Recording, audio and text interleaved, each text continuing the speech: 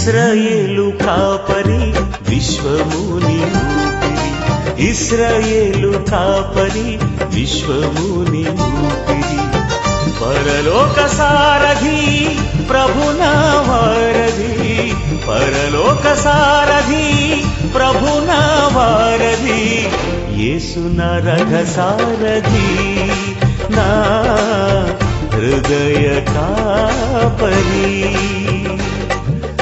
ఇశ్రాయేలు కాపరి విశ్వముని ఊపిరి, ఇశ్రాయేలు కాపరి విశ్వముని ఊపిరి.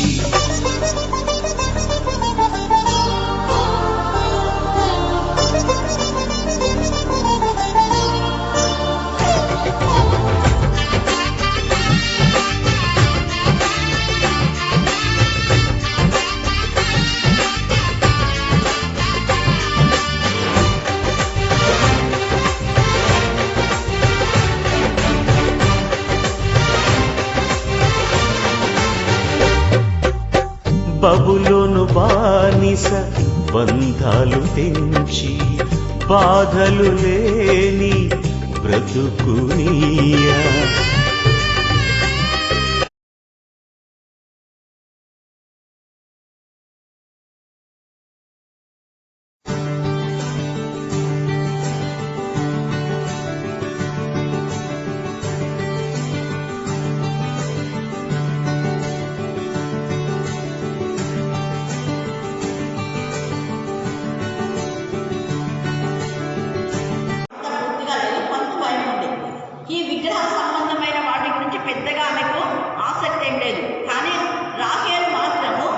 ఎప్పుడు వాళ్ళ యొక్క విగ్రహ సంబంధమైన విధానంలో వాళ్ళ నాన్న భయంకరంగా పూజలు చేసేవాళ్ళు అనమాట. లాభం వాళ్ళ ఇంట్లో చాలా విగ్రహాలు ఉంటాయి, విగ్రహారాధికులు చెప్పాలనుకుంటే.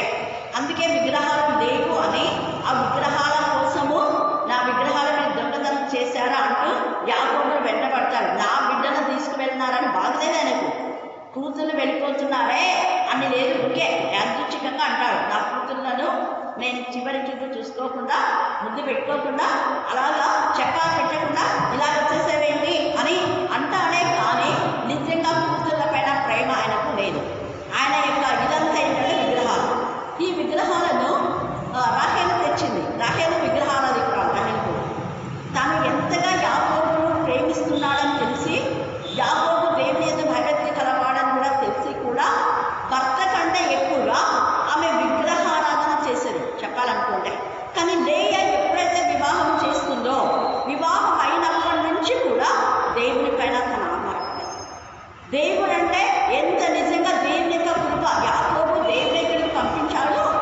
ఎవరు నన్ను చేసుకోలేని సమయంలో నిజంగా దేవుడు ఎంత గొప్ప కృపగల దేవుడు, ఎంత మంచి భర్త నాకు ఇచ్చాడు అని ఆమె ఆ రోజు అంటే ఆ వివాహం రోజు ఎంతో దేవుని స్తుతించింది. కానీ ఉదయం వేళ యాకోబు చింతరించుకునేసరికి గుండె పగిలిపోయింది. లేయ ఏం చేయాలో తోచలేదు. ఒకవైపు తండ్రి కూతురు మోసగించాడు, తండ్రి కూడా చెప్పలేదు. ఇంకొక కూతురు అయితే తండ్రి దగ్గర పోయి గొడవ పడుతుంది. కానీ ఈమె ఎంత విధేయత గల కూతురు, ఒక మంచి కూతురు లేయ, ఒక మంచి భార్య, భర్తతో కూడా గొడవ లేదు. అదేంటి పెళ్ళి అయిపోయింది కదా, అయిపోయిన తర్వాత కూడా నువ్వు ఇంకా మళ్ళీ నా ముందు రాహేలు గురించి మాట్లాడుతున్నావు అని చెప్పలేదట. ఒక మంచి కూతురు, కానీ ఈమె దేవుని పైన మాత్రమే ఆధారపడుతుంది. ఇక అప్పటి నుంచి భర్త ఇలా చీదరించుకున్నాడు కదా అని ఆమె ఇంకొకరైతే ఇలా వెంటనే సూసైడ్ చేసుకోవడము, లేకపోతే అలిగి ఇక భర్త దగ్గరికి వెళ్ళకపోవడం, భర్తను గౌరవించకపోవడము, భర్తను ద్వేషిస్తారు. యాక్చువల్గా చెప్పాలనుకుంటే ఏ భార్య అయినా తనను భర్త ద్వేషించాడు అంటే తను కూడా భర్తను ఖచ్చితంగా ద్వేషిస్తారు. 99%. కొందరు మాత్రమే భర్త ద్వేషించినా కూడా భర్తను ప్రేమిస్తూ ఉంటాం. అయితే ఇక్కడ ఈమె భర్త ద్వేషించినా, తండ్రి మోసగించినా కూడా ఆమె యెహోవా దేవుని పైన ఆనుకొని దేవునికి ప్రార్థన చేస్తుంది. ఎన్ని సంవత్సరాలు చేసిందో ఇక్కడ రాయబడింది. అయితే దేవుడు ప్రేమగల తండ్రి, కనికరం గల తండ్రి కదా, నిరంతరం చూస్తున్నాడు ఎంత విధేయురాలు. కాబట్టి నిజంగా ఈమె విధేయతకు, ఈమె యొక్క మంచితనములకు ఆమె జబ్బు కళ్ళు కలది, కానీ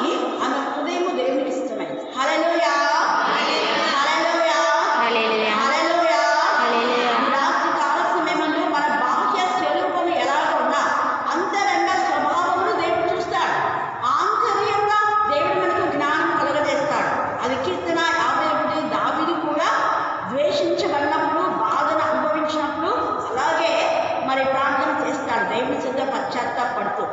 అప్పుడు ఈ యొక్క లేయ దేవునికి ప్రార్థన తీస్తుంది కాబట్టి దేవుడు ఏమంటున్నాడు చూడండి, లేయ ద్వేషింపబడ్డ యెహోవా చూచి. ఈ రాత్రి నీ ద్వేషం, నీ బాధ, నీ వేదన, నీ శ్రమ మనుషులు గుర్తించలేరు కానీ దేవుడు గుర్తిస్తున్నాడు. హల్లెలూయా, హల్లెలూయా, హల్లెలూయా, హల్లెలూయా, హల్లెలూయా. హల్లెలూయా. ఈ శ్రమకు తగిన ఫలితం మనుషులు కాదు కానీ ఇచ్చేది దేవుడు ఇస్తాడు. హల్లెలూయా, హల్లెలూయా, హల్లెలూయా. హల్లెలూయా.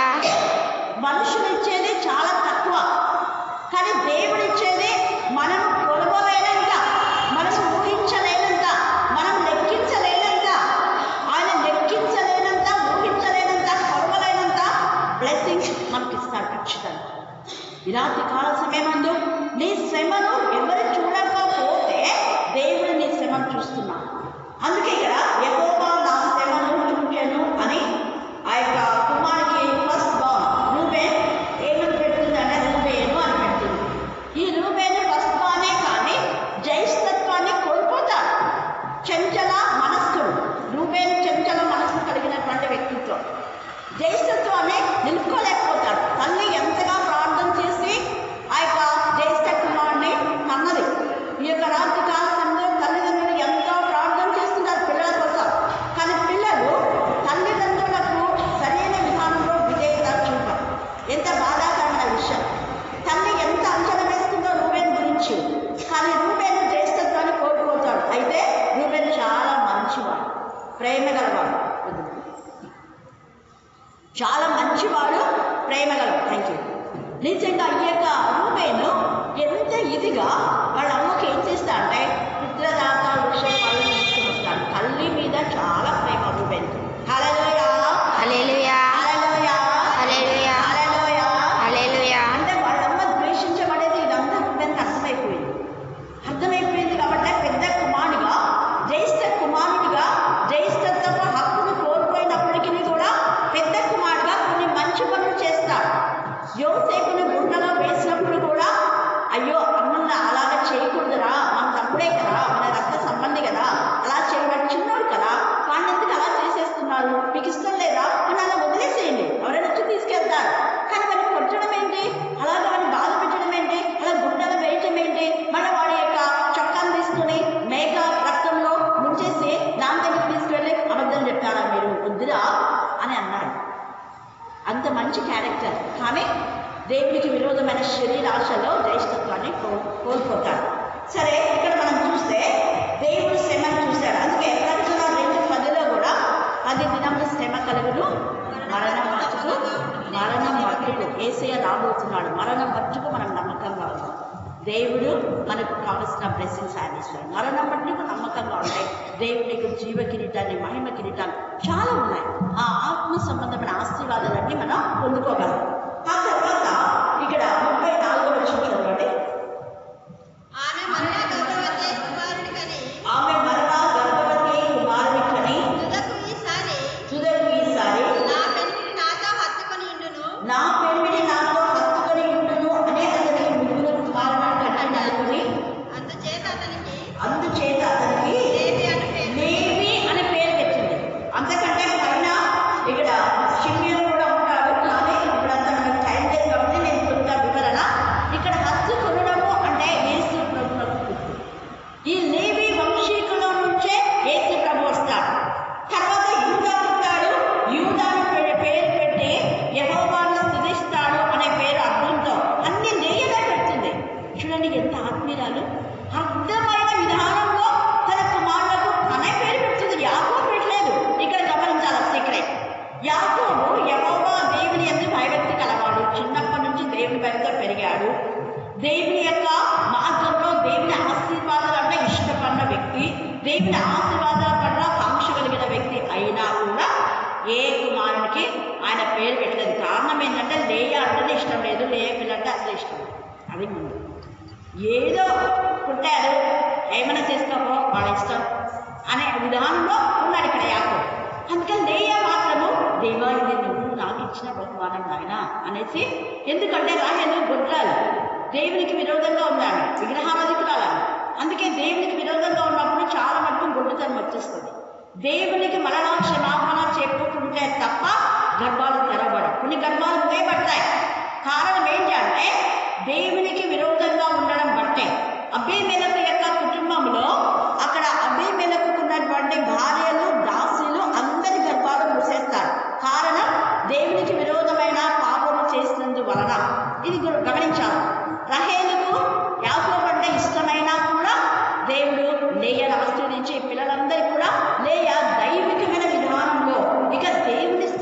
ఉండాలి అని ఎంత చక్కగా యూదా అనే పేరు పెడతా ఉంది.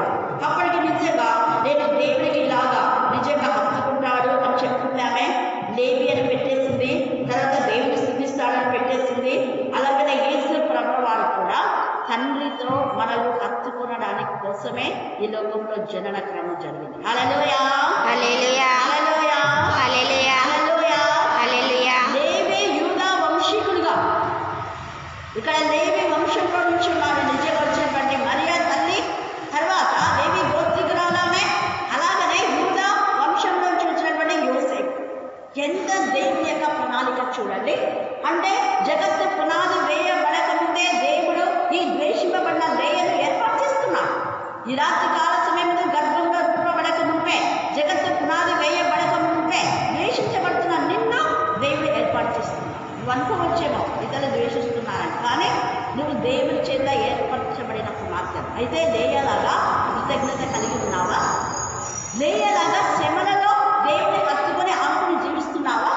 అందుకనే చక్కటి పేర్లు, దైవికమైన పేర్లు ఆమె పెడుతుంది. లోకానుసారమైన పేర్లు ఆమె పెట్టలేదు. అక్కడ చూస్తే నిజంగా ఈ యొక్క యూదా అనే పేరు పెట్టింది. ఆ తర్వాత ఇక రాహేలు గురించి మనం ఇక్కడ చెప్పడం అవసరం లేదు, ఆమె గురించి ఇంకొకసారి మనం ధ్యానం చేసుకుందాం. కాబట్టి దేవుని స్థుతించాలని ప్రకటనలో కూడా 5వ అధ్యాయం 10వ వచనంలో మరి యేసుక్రీస్తు ప్రభుల వారి గురించి ఇప్పటి నుంచి గొర్రె పిల్ల రక్తంలో మనకు శక్తి, అదంతా ఇప్పుడు మనం చెప్పుకున్నవన్నీ అక్కడ ఉన్నాయి. తర్వాత ప్రకటన 12:7లో అక్కడ యేసు ప్రభుల వారు విజయోత్సవంతో 10వ అధ్యాయంలో అపవాదిని కిందికి పడవేసి ఇప్పుడు రక్షణ అక్కడ క్రీస్తుదాయను, అధికారం క్రీస్తుదాయను అని మనం చూస్తాం. యూదా రాజవంశం అంటే యేసు ప్రభు యొక్క అధికారంలోకి నా కుమారుడు అధికారిగా ఉంటాడు, నా కుమారుడు రాజుగా ఉంటాడు, రాజుగా ఉంటాడు, అనేకుల చేత స్తుతించబడతాడు అని. మొదటి కొరింథీలో కూడా మనం చూస్తే అక్కడ క్షమించండి 2వ కొరింథీ వాళ్ళు అక్కడ ఈవులు ఇచ్చినప్పుడు పౌలు ఒక మాట అంటాడు, అనేకుల ద్వారా మేము పొందుకున్న వీటిని బట్టి అనేకులు దేవుని స్తుతించగలుగుతున్నారు. అదే ఇప్పుడు మనం ఎవరెవరికో వివరిస్తారు, వాళ్ళు ఈరోజు ఇక్కడ మాత్రం వచ్చి థ్యాంక్స్ అని చెప్తారు, ఇంకా వాళ్ళు మర్చిపోతారు. కానీ కొందరు అలా కూడా జీవిత పర్యంత వరకు వాటిని గుర్తుపెట్టుకుంటారు. హల్లెలూయా, హల్లెలూయా, హల్లెలూయా, హల్లెలూయా, హల్లెలూయా. హల్లెలూయా. నిన్న శ్వేత అని చెప్పేసి విజయ్ వాళ్ళిద్దరు అనమాట, న్యూ కపుల్స్. వాళ్ళు పెళ్ళి అయిన తర్వాత మన వాళ్ళు ఎక్కడుంటే ఇక్కడ తిరగాలనుకుంటారు, కానీ ఆ పాప వెంటనే నేను ముందు బ్లెస్సింగ్స్ తీసుకోవాలి. ఆల్రెడీ ఆమె పెళ్లి కూతురు అయినప్పుడు పోయి ప్రేయర్ చేశాను, పెళ్ళి జరిగే మూమెంట్లో కూడా ఆమె ప్రేయర్ చేయించుకుంది, మళ్ళీ పెళ్ళి అయిపోయినాక ప్రేయర్ చేయించుకుంది, అయినా ఆమె సాటిస్ఫాక్షన్ లేదు. ఆమె భర్త ఇద్దరు కలిసి ప్రార్థన చేయించుకోవాలి అని ఎంత ఆశతో వచ్చింది. దేవుడు నిన్న అనుకోకుండా ఆమె వస్తానని చెప్పిన వెంటనే వాళ్ళ అర్థం ఎవరో నాకు తెలియదు, కానీ ఆమె గురించి దేవుడు ఒక వాగ్దానం ఇచ్చినాడు. అలాగే ఆమె భర్త గురించి కూడా నిన్న ఇక్కడ వచ్చి వాళ్ళు వెళ్ళిపోయారు, అందుకే నేను ముందొచ్చి కూర్చున్నా, ఇంకా మళ్ళీ ఇంటికి వెళ్ళడానికి అలాగే ఉండిపోయా. నిన్న 3 ధ్యానాలు చేసుకున్న అంశాలు అదే ఇక్కడ ఒక భాగం ఇప్పుడు మీతో మాట్లాడుతున్నా. అయితే వాళ్ళ ఇంటికి వెళ్ళిన తర్వాత 10 o'clock అబ్బాయి సెల్ చూసుకుంటే 10 o'clock చూసుకున్నాడు, 9:35 9:40 అబ్బాయికి ప్రమోషన్ ఇచ్చిందట. హల్లెలూయా, హల్లెలూయా, హల్లెలూయా, హల్లెలూయా. అబ్బాయి నాస్తికుడు యాక్చువల్గా, కానీ తనకి ఎప్పుడైతే ఎంగేజ్మెంట్ అయిందో అప్పటి నుంచి అబ్బాయి గురించి ప్రేయర్ చేపిస్తూ ఉంది. కొంచెం కొంచెం దేవుళ్ళకి వస్తున్నాడు. అంటే చిన్నప్పుడంతా దేవుడి సన్నిధికి వెళ్ళేవాడంట, కానీ తర్వాత కొంతమంది పెద్దలు చేసే కొన్ని పనులకు దేవుని పైన నిజంగా ఈ క్రైస్తవులు అనేవాళ్ళు ఇలాగ ఉంటారా అని కొంత విరక్తి తెచ్చుకున్నాడని చెప్పేసి ఆ అమ్మాయి చెప్పింది. అయితే నిన్న చక్కటి సాక్ష్యం అబ్బాయి ఇచ్చాడు, నాతో మాట్లాడుతూ రెగ్యులర్గా మేము ఈ మెసేజెస్ వింటున్నాం ఆంటీ, అందుకనే ఖచ్చితంగా ఆంటీని కలవాలని మేము వచ్చాము అని పాస్టర్ గారితో కూడా చెప్పారు. బంధువులు అంటాం మనం, నాకు తెలియదు. నేనుండి చాలా పెద్ద సంఘము మిషనరీస్ ఇది స్థాపించాను కాబట్టి అలాగే ఎటు వెళ్తున్నాం కాబట్టి నేను కూడా చర్చికి వెళ్ళాలి, మీకు ప్రార్థన చేపిస్తాను పాస్టర్ గారితో కూడా అంటే వాళ్ళు వచ్చారు. తర్వాత చూస్తే వాళ్ళ బంధువులు అంటారు. హల్లెలూయా, హల్లెలూయా, హల్లెలూయా, హల్లెలూయా, హల్లెలూయా, హల్లెలూయా. మన శ్రమ దేవుడు చూస్తాడు. అలాగనే మనం దేవుని స్తుతించే విధానంలో వాళ్ళు 25 years నుంచి అమాపడుతుంది, 25 సంవత్సరాలుగా నీతు అని హిందువులు వాళ్ళు చేశారు, వాళ్ళ కోసం దేవుని స్థుతిస్తున్నాను అంటే ఆమె అంటుంది 25 సంవత్సరాలు మీరు గుర్తుపెట్టుకుని స్థుతిస్తున్నారా ఆంటీ? అవునమ్మా. 2వ కొరింథీలో 9వ అధ్యాయంలో అపోస్తలుడైన పౌలు ఇలాగే చేశాడు. మనకు ఒకరు చేసిన దాన్ని ఎప్పుడు మర్చిపోలేదు. పదే పదే నేను చెప్పడానికి కారణం అదే. ఆ వాక్యం మన హృదయంలో ఉన్నప్పుడు మనం ఏం చేయాలనేది దేవుడు మనతో మాట్లాడతాడు. విశ్వాస ఘాతకులు కాకుండా కృతజ్ఞత కలిగి ఉండేను. నిన్న వచ్చిన ఆ యొక్క స్పీకర్ కూడా చెప్పాడు కదా, గిబ్సన్ అంకల్, ఎప్పుడో వాళ్ళకి జరిగింది కదా, ఎంత చక్కగా చెప్పాడు. అది దేవుడు మనకు చేసిన వాటిని ఎప్పుడు మనం మరవకూడదు. కానీ చాలామంది గర్వించి అహంకారంతో అంటే కొంత వచ్చేసరికి అయిపోయింది, ఇంకా గతమంతా మర్చిపోతూ ఉంటారు. కానీ ఈ లేయ మాత్రము ప్రతిరోజు ఆమె ప్రతి కుమారుని విషయంలో దేవుని స్థుతిస్తాడు. ఇంకా స్థుతులతో నింపబడతారు. అందుకే అప్పుడు యూదా అని పెట్టేసింది ఆ కుమారునికి. అది అయిపోయిన తర్వాత ఇక రాహేలు గురించి మనం ఇంకోసారి చూద్దాం. తర్వాత ఏమైపోతుందంటే ఆమె కాన్పు ఉనికిపోతే దేవుడిలో మళ్ళా ప్రార్థిస్తుంది, ప్రభువా ఎవరైనా దాసిస్తారా? ఇవ్వరు కదా. కానీ ఆమెకు అని పిల్లలు తనకు సాటి అయినటువంటి ఒక చెల్లిగా భావించి తన భర్తకి ఇచ్చేసింది దాసిని. ఎంత త్యాగం ఇచ్చాడు. హల్లెలూయా, హల్లెలూయా, హల్లెలూయా, హల్లెలూయా, హల్లెలూయా, హల్లెలూయా. ఎంత త్యాగం నిజంగా యొక్క లేయకు. అందుకని ఆ యొక్క దిల్కాకున్నటువంటి కుమారుని ఆమె ఏం చేసిందంటే అదృష్టమే కదా అని అనుకుని అందరికీ గాగు అని పేరు పెడతారు. హల్లెలూయా, హల్లెలూయా, హల్లెలూయా, హల్లెలూయా. చూడండి, ఈమె స్థితులతో నింపబడింది. నిజంగా ఈమె ఒక యాజక, మరి యాజకుడు తన యొక్క గర్భం నుంచి వచ్చారు. నిరంతరము ప్రధాన యాజకులు ఉండే యేసు ప్రభుల వారు ఈ లేయ, ఈ ద్వేషింపబడిన, ఈ జబ్బు కళ్ళ కలిగినటువంటి, ఈ మోసగించబడిన ఈ లేయ గర్భం నుంచి యేసయ్య రావడం నిజంగా కృప. మత్తయి సువార్తలో 5 మంది మరి అక్కడ స్త్రీల గురించి రాయబడింది, కానీ లేయ గురించి ఖచ్చితంగా రాయాలి. ఎందుకంటే లేయాలు అంటే నిజంగా వీళ్ళందరూ కూడా మిగతా వాళ్ళకంతా చేస్తాయి. ఈ యొక్క రాజు కాలసంధ్య జ్ఞాపకం చేస్తారు. అందుకే ఆమె అదృష్టవంతురాలు అని చెప్తుంది. ఎందుకు అంటే సామెతలు 10వ అధ్యాయం 22వ వచనంలో యెహోవా ఆశీర్వాదమే ఐశ్వర్యం. హల్లెలూయా, హల్లెలూయా, హల్లెలూయా. ఆమె గ్రహించింది. ఆమె భర్త ఆమెను అదృష్టవంతురాలు అనలేదు. ఆమె తండ్రి అయ్యో జబ్బు కళ్ళదాన్ని ఇంత చక్కటి భర్త యాకోబు దేవునికి ఇచ్చాలే అని మెచ్చుకోలేదు, మోసగించాడు తండ్రి. అయితే ఇక చెల్లెలిగా చెప్పవలసం లేదు, ఎన్నిసార్లు అనుసరించుకుందో వాళ్ళ అక్కను. అయితే ఈమె మాత్రము ఎవరి వైపు చూడ, దేవుని వైపు మాత్రమే చూస్తుంది. అందుకనే నేను అదృష్టవంతురాలు అంటుంది.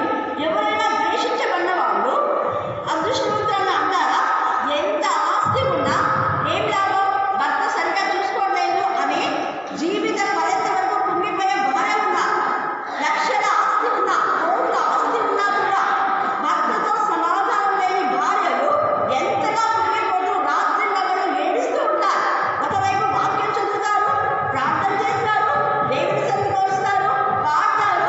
మళ్ళీ భర్త సరిగా ప్రేమించకపోతే, భర్త సరిగా చూడకపోతే దినమంతా కూడా ఆ భర్త గురించిన విధానంలోనే బాధపడుతుంది. వాళ్ళకి చెప్పి వీళ్ళకి చెప్పి ఏడ్చి ఏడ్చి చీరంతా కూడా కన్నీళ్ళు చేసుకొని, చీరంతా కూడా చీమలు చేసుకొని చెప్పాలంటే మన పద్ధతి కదా. కానీ విరాట్ కాల్సింది లేయని వాళ్ళతో చెప్పలేదు. దేవునికి చెప్తుంది అదృష్టవంతులు. ఈ రాత్రి మనం అలా అనగలుగుతున్నామా? మన ఫెయిలియర్స్లో, మన అవమానాల్లో, మన నిందల్లో, మన అపచయాల్లో ఇది దేవుడు నా మేలు కోసమే చేశాడు, నేను అదృష్టవంతురాలే అని మనం చెప్పగలుగుతున్నామా? యోగు చెప్పాడు, ఇది యెహోవాది, యెహోవా ఇచ్చెను, యెహోవా తీసుకొని యెహోవా నామము సన్నతింపబడును గాక. అది మనం చెప్పాలి. చాలా మంది ఇచ్చేటప్పుడు వాళ్ళకు వీళ్ళకంటే దేవుడు సమృద్ధి గల దేవుడే మనకి ఇచ్చాడు, దేవుడికి అన్నీ ఉన్నాయి కదా అని మనకి ఇవ్వకుండా ఉంటావా? ఉన్నాయి కదా. నేను చెప్పాను, ఒకరు విధురాలు చూడు, కాబట్టి అలాంటి వాళ్ళని ఇవ్వాలి అని అంటే వాళ్ళే మనకి ఇచ్చేలా ఉన్నారట అంటే అలా అనకూడదు అన్నది. మరి ఇచ్చారు లేదు నాకు తెలియదు, తర్వాత ఇంకా వాళ్ళకి ఇవ్వకపోతే ఖచ్చితంగా స్త్రీల సమాజం నుంచి ఇవ్వాలి. ఎందుకు అంటే పక్షపాతం అన్నది దేవుడికి నచ్చదు, నాకు నచ్చదు. నేను కోపంగా ఉంటాను. దేవుని మందిరంలో ప్రతి ఒక్కరికి న్యాయం చేకూర్చబడాలి, అది నా ఉద్దేశం. దైవజనుల వాళ్ళు ఎవరైనా కూడా మనం ఇస్తున్నామంటే అందరి దైవజనులు గుర్తుపెట్టుకోవాలి. రంగయ్య పాస్టర్ ఎంతో పరిచయం చేశారు, ఓపెన్గా చెప్తున్నారు, ఇచ్చారా? దీని సంబంధం ఆస్తుల పూజలు పక్కన పెట్టేస్తే ఆంటీ విడోయర్. ఎందుకంటే అక్కడ ఏంది నేను చెప్తున్నా అంటే ఒక యూనివర్సల్గా చేసేటప్పుడు అది ఎంతైనా కాదు, గిఫ్ట్ అనేది గిఫ్టే. అది ఎంత ఇస్తున్నామని కాదు అక్కడ ప్రాముఖ్యమైనది. వాళ్ళు ఎంతైనా ఉండాలి, కానీ దేవుని నామం పేట ఇచ్చేది అది ఎంతో దూరం. హల్లెలూయా, హల్లెలూయా, హల్లెలూయా. అయితే దేవుడు అంతకంటే ఎక్కువ ఇస్తాడు వాళ్ళకి. హల్లెలూయా, హల్లెలూయా. ఇంకా అలాగా మన సంఘంలో నుంచి పక్షపాత ధోరణి అనేది ఉండకూడదు అనేది నా ఉద్దేశం. సరే, తర్వాతకి రానే అదృష్టవంతురాలే ఎలా ఉంటుంది. తర్వాత లేయ దాస్యన జిల్పా యాకోబులకు రెండవ కుమారుని కనగా లేయ ఏముంటుందంట, ఎంత నిజంగా చెప్తా ఉంటే ఒక ద్వేషించబడిన ఆమె భర్త సరిగా చూసుకోలేదు. ఇంట్లో వాళ్ళు ఎవరు తండ్రి ఎవరు ఆమె ప్రేమించలేదు. చెల్లి లాగానే ఉంది, భర్త ప్రేమ లేదు, తండ్రి ప్రేమ ఎవరిది లేదు. ఆమెను ఎవరు సరిగా అర్థం చేసుకోవడం లేదు. కానీ ఆమె ఏమంటుంది, నేను అదృష్టవంతురాలనే అంటుంది, నేను భాగ్యవంతురాలనే అంటుంది. ఇలాంటి కాల సమయమందు నీకు ఎవరి ఆదరణ లేకపోయినా, అన్నదమ్ములు అక్క చెల్లెళ్ళు చుట్టుపక్కల వాళ్ళు ఎవరు నేను అర్థం చేసుకోలేకపోయినా నువ్వు అదృష్టవంతురాలు. ఎందుకు? యెహోవా దేవుని నువ్వు కలిగి ఉన్నావు. యెహోవా దేవుడు కాగల జనులు ధన్యులు. ఎంత బాగా రాయబడింది కదా, యెహోవా దేవుడు కాగల జనులు ధన్యులు.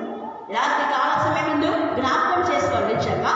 అందుకే ఇక్కడ భాగ్యవంతురాలు అని అంటుంది. తర్వాత చూడండి ఏమంటుంది అక్కడ, స్త్రీలు నన్ను భాగ్యవతి అందురు కదా. ఆమె ఒక్కటే కాదంట, స్త్రీలందరూ నన్ను భాగ్యవతి అంటారు. నిజంగా ఈమె భాగ్యవతే. ఇలాంటి ఆమె యేసు ప్రభువు వారికి ముందుగా కావడం ఎంత భాగ్యము. ప్రవచన రూపకంగా ఆమె పేర్లు పెట్టేస్తూ ఉంది. ఆమెకు దేవుని ఆత్మతో ఆమె నింపబడింది. అందుకే మనకు పిరికితనం గల ఆత్మ కాదు, కానీ ఈ యొక్క 2022లో దేవుని శక్తితో మనం నింపబడతాం. హల్లెలూయా, హల్లెలూయా, హల్లెలూయా. తర్వాత చూడండి, గోధుమల కోత కాలంలో రూబేలు వెళ్ళి పొలంలో పూజ దాకా వృక్ష పండు. చూడండి తల్లి మీద ఎంత ప్రేమ తెచ్చాడు. అప్పుడు మళ్ళీ ఈమె ఏం చేసింది, ఎంత భాగ్యవంతురాలంటే భర్తను కొనగలుగుతుంది. హల్లెలూయా, హల్లెలూయా. ఎలాంటి భర్తను కొనుక్కుంది అంటే ఇష్టమున్న భర్త కాదు, ద్వేషించే భర్తను కొనుక్కుంది. మనం ఉంటాం అలాగా, ఏ వార్తలు ఏంటది మనకు విడాకులు కావాలి అనుకుంటాం కదా. ఈమె చూడండి కొనుక్కుంది అంటాడు.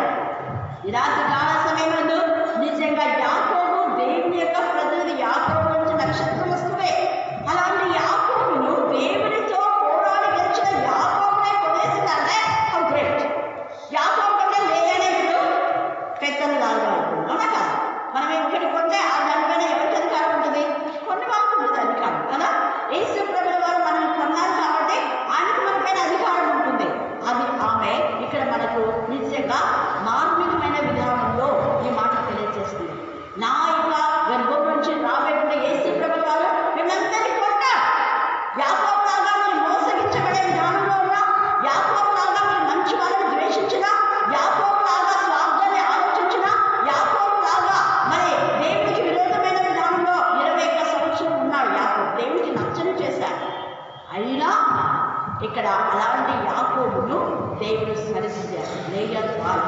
హల్లెలూయా, హల్లెలూయా, హల్లెలూయా, హల్లెలూయా. లేయ అంటే ఏమిటో తర్వాత అర్థం చేసుకున్నాడు ఇక్కడ యాకోబు. అందుకే వాళ్ళ లేయ చనిపోతే రాహేలును ఎక్కడో పాతి పెట్టేస్తారు. మధ్యన వచ్చిన రాయన మధ్యనే కూర్చోబెట్టబడతారు. కానీ లేయ విషయంలో 12 మంది కుమారులు పిలిచి, రే మీ మమ్మీని అదిగో ఎక్కడైతే అక్కడ అంటాడన్నమాట. ఒకవేళ నేను ముందు చనిపోయినా, ఆమె తర్వాత చనిపోయినా, ఆమె ముందు చనిపోయినా మీరు ఎక్కడ పాతి పెట్టాలి అంటే నా తండ్రి అయినటువంటి నా తల్లి యొక్క సమాధి ఉంది చూడండి, అక్కడ పాతి పెట్టాలి. నేను అక్కడ మరి ఆమె పక్కన నేను ఉండాలి. ఒకవేళ నేను ముందు అయిపోతే తర్వాత నేను పెట్టాలి, నా పక్కలోనే ఉండాలి సమాధి. ఎంత మంచిది.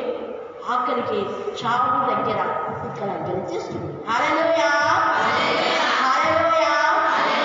ఇతరులతో నిజంగా చేర్చబడే విధానంలో ఎంత అదృష్టవంతురాలు ఈ యొక్క లేయ. అందుకే ఆమెకు దేవుని దైవికమైన విధానంలో అదృష్టవంతురాలని భాగ్యవంతురాలని చెప్పేస్తుంది. యాకోబును కొనేస్తుంది. ఆ తర్వాత ఇవే ఇలాగే మనం చెప్పుకుంటే చాలా ఉన్నాయి.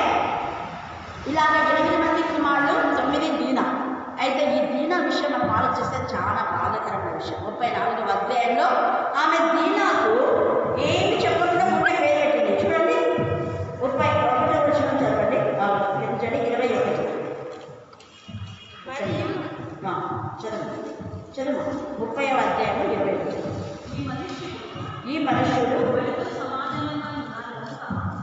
అమ్మ 30:21. ఆ తర్వాత ఆమె కుమార్తెను కని, చూడండి కుమార్తెను కని దినాన్ని యాదృచ్ఛికంగా పెట్టింది. ఇక్కడ ఈమెకు ఫలానా విధానంగా లేదు. ఇక్కడ బాధాకరమైన విషయం. కారణం ఏంటంటే నాకు తెలిసి యాకోబు ఇంకా ఆమె ఏమైనా ప్రేమించకుండా ఉంటాడేమో, కొనుక్కున్న తర్వాత కూడా ప్రేమించలేదు కాబట్టి ఆమె కొంత విసిగిపోయింటుందేమో. బాధతో ఈ యొక్క ఊరికి పేరు పెట్టేసింది దీనా. దీనా స్థితి దీనంగానే అయిపోయింది. దీనాతి దీనం చెప్పాలంటే దీనాతి దీనం. ఎలా అంటే అర్థము తెలిసే విధానంలో ఆమె పెట్టలేదు. ఇక్కడ దీనాతి దీనం అయిపోయింది. 34వ అధ్యాయం అది మాట కొంచెం వచ్చిన చదవండి. 34. లేయా యాకోబునకు కనిన కుమార్తె దీనా. చూడండి ఈ యొక్క దీన యాకోబు క్యారెక్టర్ వచ్చినట్టుంది కొంచెం. ఈమెకు అంత అందమైన ఆ దేశము కుమార్తెను చూడడానికి వెళ్ళిందంట. అందం మోసగలం, సౌందర్యం పెద్ద. అంటే నాకంటే అందంగా వాళ్ళు ఉన్నారో లేదో, వాళ్ళ స్టిల్లు ఎట్టున్నాయో, వాళ్ళ బ్లౌజులు ఎట్టేసుకుంటున్నారో, మన స్త్రీలు కూడా క్రైస్తవ స్త్రీలాగా ఉండాలి. నిజంగా చాలా విచారకరమైన విషయంలో క్రైస్తవ స్త్రీలు సినిమా యాక్టర్స్ లాగా మనం బిహేవ్ చేయకూడదు. మన ఒళ్ళని కప్పుకోండి. అందుకనే రక్షణ వస్త్రాలు, స్థుతి వస్త్రాలు, మహిమ వస్త్రాలు, ధవల వస్త్రాలు అనే మాట అర్థం ఏంటి అంటే మన శరీరానికి రక్షణ ఈ వస్త్రాలు. కానీ దేహాన్ని 10 మందికి అభిపరుచుకునే విధానంలో మన యొక్క వస్త్రధారణ, అది చీరలు కానివ్వండి, అది డ్రెస్ కానివ్వండి, ఏదైనా కానివ్వండి. ఆడపిల్లలు మగపిల్లల డ్రెస్ వేయకూడదు వాక్యంలో ఉంది. అలాగనే ఒళ్ళంతా కప్పుకునే విధానంలో స్త్రీ ఉండాలి. కానీ ఇప్పుడు చాలా భయంకరంగా, అంటే మీకు తెలుసు, నేను చెప్పనవసరం లేదు. కానీ దేవుడు ప్రతి దాని విషయం లెక్క అడుగుతాడు. నీ వస్త్రధారణ బట్టి పరపురుషులు నిన్ను గురించి చెడుగా ఆలోచిస్తే అందుకు నిన్ను దేవుడు లెక్క అడుగుతాడు ఖచ్చితంగా. ఎందుకంటే ఆ పరపురుషులకు నీ పైన చెడు ఆలోచన వచ్చిందంటే అందుకు కారణం నీ వస్త్రధారణ. నీ పనుల దగ్గర నువ్వు ఎలాగే ఉండు. బయటికి వచ్చేటప్పుడు, ఇల్లు దాటి బయటికి వచ్చేటప్పుడు నీ ప్రవర్తన సరిదిద్దుకోవాలి. దేవుని మందిరానికి వచ్చేటప్పుడు ప్రవర్తన సరిదిద్దుకోవాలి. అంతేగాని ఇష్టానుసారంగా రావడం కాదు. చాలా మంది బయట కూడా అలాగే తిరుగుతూ ఉంటారు. ఇంకా ఎక్కువ నేను చెప్పనవసరం లేదు కాబట్టి క్లుప్తంగా చెప్పాను, అర్థం చేసుకోండి. ఇక్కడ ఈమె జీవితం పాడు కావడానికి కారణం అదే. వాళ్ళ యొక్క వస్త్రధారణ, వాళ్ళ యొక్క స్టిల్లు ఎట్లున్నాయో చూద్దాము అని పోయి జీవితం అంతా పాడు చేస్తుంది. తద్వారా ఏమైపోయింది? అంతటా పోయిందా? ఆమె బ్రతుకోకనే పాడు కావడం కాదు, వాళ్ళ అన్నయ్యను ఆ యొక్క అంతకు చేసేసింది.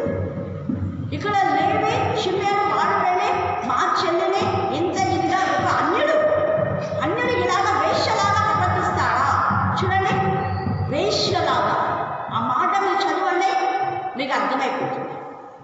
అంటే మీరు వేరే పురుషులతో దేవునికి విరోధమైన విధానంలో, దేవునికి ఎంత భయభక్తులు కాకుండా అన్యులను వివాహం చేసుకుంటే వేశ్యవే. చూడండి, చదవండి. ఆదికాండం 34వ అధ్యాయం చివరి వచ్చిన చదవండి. 31.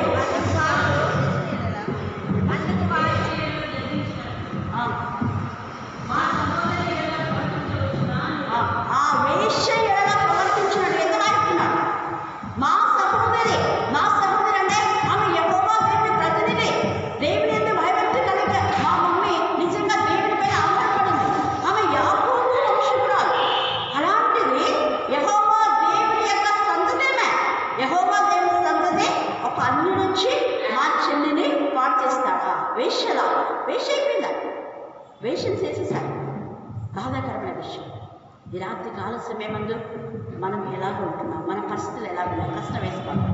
లేయా యొక్క అవివేకపు స్థితికి దీనికి కారణమంతా కూడా తండ్రి యొక్క శాపము పిల్లల మీద వస్తుంది. ఎంత పశ్చాత్తాపడినా కూడా శిక్ష తప్పదు. ఎందుకంటే ఎలాగా ఈ యొక్క లేయా ఎంత బాధపడిందో తన సొంత కూతురు జీవిత పర్యంతం చచ్చిపోయే వరకు ఏడుస్తూ ఉంది. కారణం ఒక్కడే, భార్యని యాకోబు ఎంత బాధ పెట్టాడో తన సొంత కూతురు బాధ చూసి అతను ఎంత కుళ్ళిపోయాడట, ఎంతగా బాధపడినాడో ఇక మనకు అర్థమవుతుంది. అందుకే ఏం చేయలేకపోతాడు, తండ్రి ఏం చేయలేడు కాబట్టి కుమారుడు పెళ్లి చేసేసాడు. కోపం వచ్చేసింది. మా చెల్లి అన్యురాలా ఏమైనా వాళ్ళంతా కూడా అన్యులు కదా. అన్యులతో ఎలాగా మా చెల్లిని మేము ఇస్తాం, పెళ్లి చేసుకోవడానికి ఇంకా చాలా ఉంది. అది చదవండి, మీరు చదివితే మీకు చాలా విషయాలు దేవుడు మాట్లాడతారు. ఎవరిని వివాహం చేసుకోవాలి అన్నది దేవుడు మీతో మాట్లాడతారు. ఈ రాత్రి కాల సమయమందు నిజంగా ఈ ఒక్క విషయంలో లేయ కూడా ఎంత కృంగిపోయిందో తెలియదు మనకు. కానీ ఇక్కడ మాత్రము ఆ యొక్క లేయ తన జీవితమే పాడవడం కాకుండా తల్లిని తండ్రిని బ్రతుకుంటే వాళ్ళిద్దరిని బాధ పెట్టింది. తర్వాత ఇద్దరు అన్నలు హంతకులు చేశారు. ఆ పరిస్థితి నుంచి మనం విడుదల పొంది దేవునికి మహిమకరంగా ఉందాం. దేవుడు ఈ లేఖన భాగాన్ని దీవించి ఆశీర్వదించుగాక. ఆమేన్, ఆమేన్, ఆమేన్. నా సాక్ష్యం ఏమంటే, దేవుడు నా జీవితంలో చేసిన మేలును బట్టి దేవునికి వందనాలు చెల్లిస్తున్నాము. దేవుడు నేను ఎక్కడ చేరాలన్నప్పుడు నేను అసలు ఎంతగా సతమతమయ్యానంటే, దేవా నేనైతే నీ ఆత్మీయ సహవాసంలో ఎదగాలి, నేనైతే హాస్టల్కి అయితే వెళ్ళకూడదు, మీరే ఎలాగో రాక అనుకుని నేను దేవుడిని ప్రతిరోజు ప్రార్థన చేసుకున్నాను. దేవుడు నా ప్రార్థన విని నన్ను ఇక్కడే ఆత్మీయ సహవాసంలో ప్రతిరోజు ఎదిగేటట్టు ఇక్కడే కాలేజీలో జాయిన్ చేయించినాడు.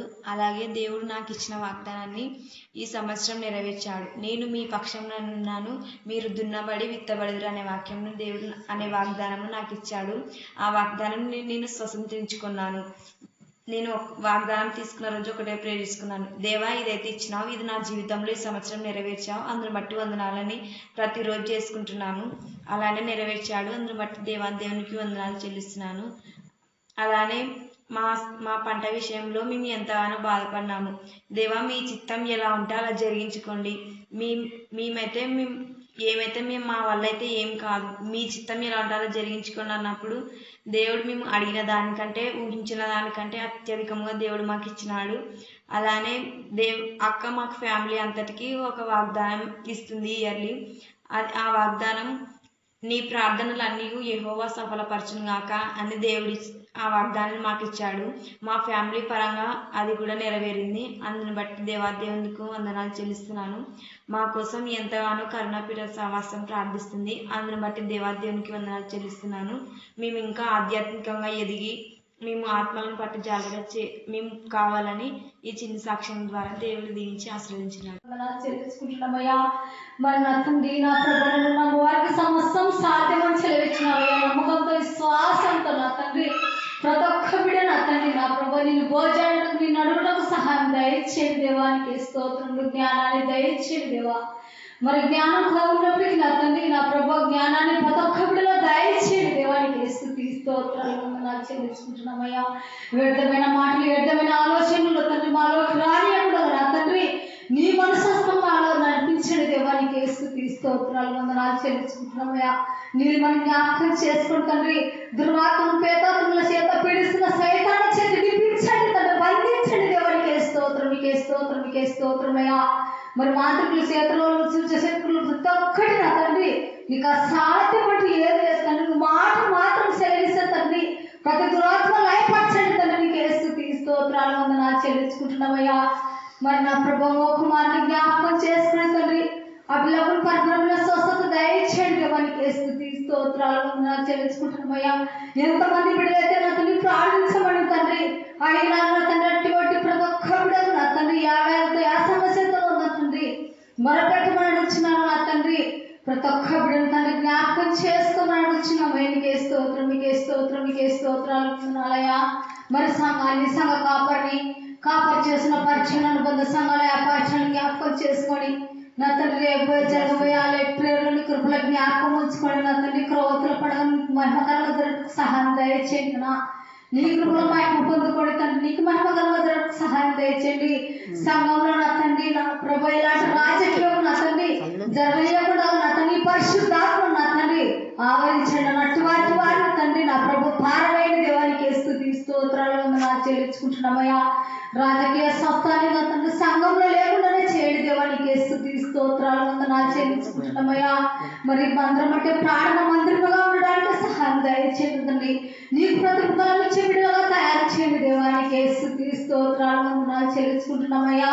మరి నీ కృష్ణమస్తంగా నా తండ్రి నా ప్రభా దినదినాలని కృపల జ్ఞాపకం ఉంచుకోండి దేవానికి స్తుతి స్తోత్రాలు వందనాలు చెల్లించుకుంటున్నామయ్యా.